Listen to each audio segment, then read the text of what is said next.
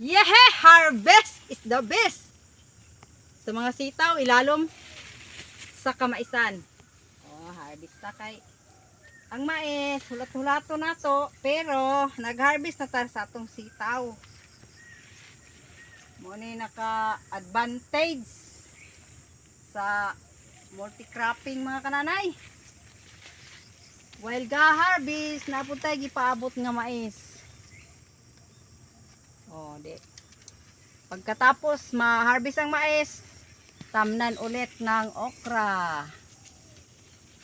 So, pwede ibalik-balik na tugtanom sa isa ka area ang isa ka tanom. Kinahanglan paan po na to. Buhi na pong klase ang atong itanom. Pagkasunod. Inanira ang kinabuhi diri sa bukid mga kananay. Sipagan lang natin sa pagtanim.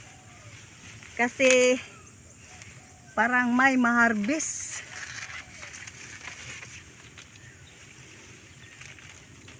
Harvest is the best. Oh, haba ng sitaw. Mga sitaw nga haba. Ang variety, bunga pa rin.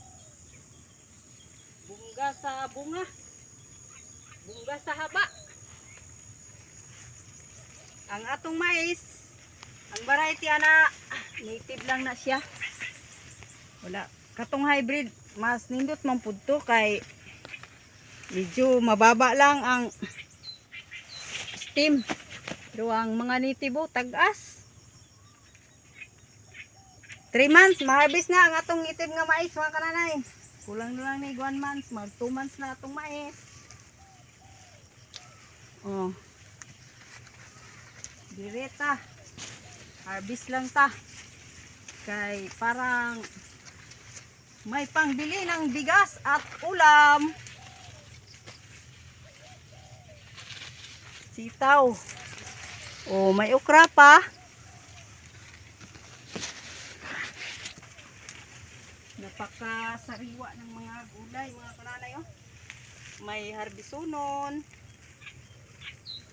Fresh from the farm. From the farm to the market dahil ni mga kananay. After harvesting, going to the market. May papaya pa. Pang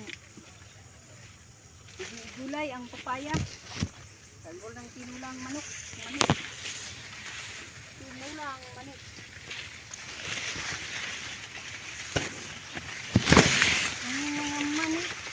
Oh, diri atong gitapok atong mga hinabis na sitaw. Sitaw para sa mga kababayan ko. Mga kababayan ko, may sitaw na. So ang sudlan na reject butang sa na nato. May okra. Dalawang klaseng tanim na gulay. Okra, sitaw, okra. Oh, dali siyang isulod sa sako ng okra ron.